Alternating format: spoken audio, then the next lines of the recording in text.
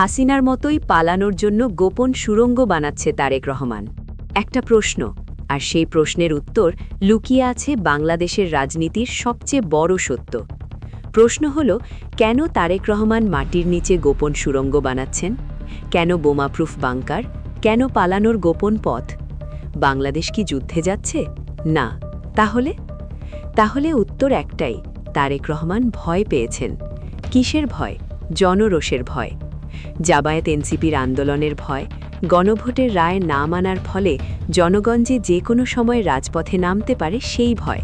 এবং সেই ভয় থেকে বাঁচতে তিনি এখন থেকেই প্রস্তুতি নিচ্ছেন, যেন হাসিনার মতো শেষ মুহূর্তে হেলিকপ্টারে করে পালাতে না হয়, যেন একটা গোপন পথ দিয়ে নিরাপদে দেশ ছেড়ে যাওয়া যায়। এবং এটাই প্রমাণ করছে সরকার জানে তারা জনগণের রায় মানছে না, এবং এর ফল হবে ভয়ঙ্কর। দেখুন পুরো খবর। প্রথমে দেখুন কি হচ্ছে প্রধানমন্ত্রীর নতুন বাসভবন। কারণ গণভবন এখন জাদুঘর। জুলাই বিপ্লবের পর গণভবনকে জনগণের সম্পত্তি করা হয়েছে, এবং সেটা ঠিক আছে।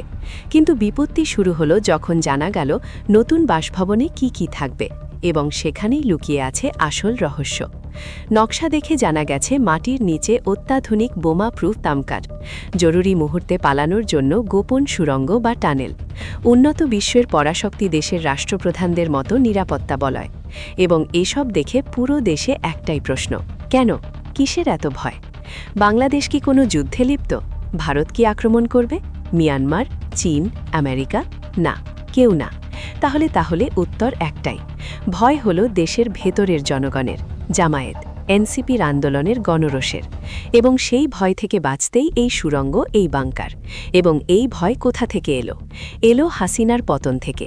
5 আগস্ট 2024, সেই ঐতিহাসিক দিন যেদিন শেখ হাসিনা দেশ ছেড়ে পালানেন কিভাবে?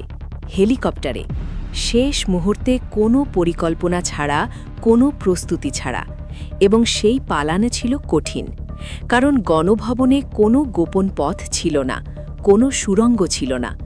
যদি হেলিকপ্টার না পেতেন, যদি জনতা গণভবনে ঢুকে পড়ত, তাহলে পরিস্থিতি কতটা ভয়াবহ হতো তার বলার অপেক্ষা রাখে না।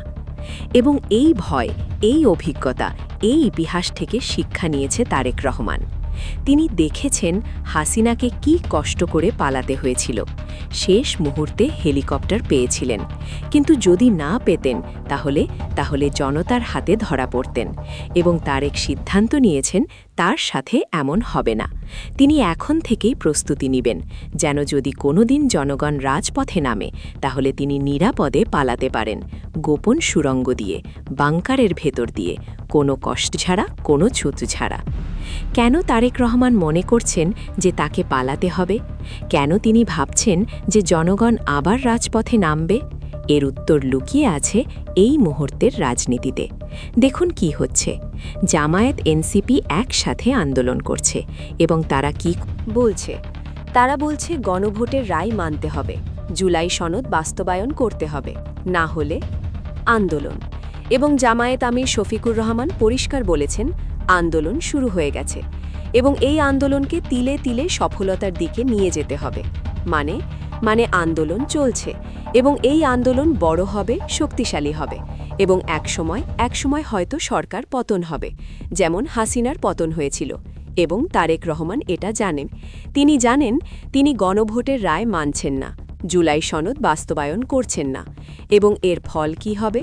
ফল হবে জনরোষ, আন্দোলন, এবং শেষ পর্যন্ত হয়তো পতন, তার পতন। এবং তাই তিনি প্রস্তুতি নিচ্ছেন আগে থেকেই, এখন থেকেই, যেন যখন সেই দিন আসবে, যখন জনগণ রাজপথে নামবে, তখন তিনি নিরাপদে পালাতে পারেন। এবং এটাই হলো সবচেয়ে বড় স্বীকারোক্তি। এটাই প্রমাণ করছে সরকার জানে তারা ভুল করছে, তারা জানে তারা জনগণের রায় মানছেন না, তারা জানে এর ফল হবে ভয়ঙ্কর, কিন্তু তারপরও তারা মানছে না, বরং তারা প্রস্তুতি নিচ্ছে পালানোর। এবং এটাই হলো সবচেয়ে বড় অপরাধবোধ, সবচেয়ে বড় ভয়, যে ভয় থেকে জন্ম নিচ্ছে এই গোপন সুড়ঙ্গ, এই বোমাপ্রুফ বাংকার, এবং এই পালানোর পথ। এবং দেখুন কত পরিকল্পনা। হাসিনাকে হেলিকপ্টারে পালাতে হয়েছিল শেষ মুহূর্তে, কষ্ট করে। কিন্তু তারেক এমনভাবে বানাচ্ছেন যেন কোনো কষ্ট না হয়। একটা গোপন সুড়ঙ্গ, যেটা দিয়ে নিরাপদে চলে যাওয়া যায়। কোথায়? হয়তো বিমানবন্দরে, হয়তো নিরাপদ কোনো জায়গায়, যেখান থেকে সহজে দেশ ছেড়ে যাওয়া যায়। এবং এটাই হলো পার্থক্য। হাসিনা পালানোর সময় কষ্ট পেয়েছেন, কিন্তু তারেক কোনো কষ্ট পেতে চান না। তিনি চান সবকিছু পরিকল্পিত হোক, সুবিধাজনক হোক, নিরাপদ হোক। এবং এখানেই সরকারের দ্বিচারিতা।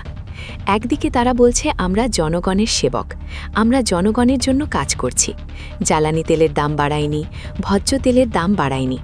কিন্তু অন্যদিকে তারা সুড়ঙ্গ বানাচ্ছে, পালানোর পথ বানাচ্ছে। মানে তারা জানে এসব ছোটখাট সুবিধা দিয়ে জনগণকে চুপ করিয়ে রাখা যাবে না।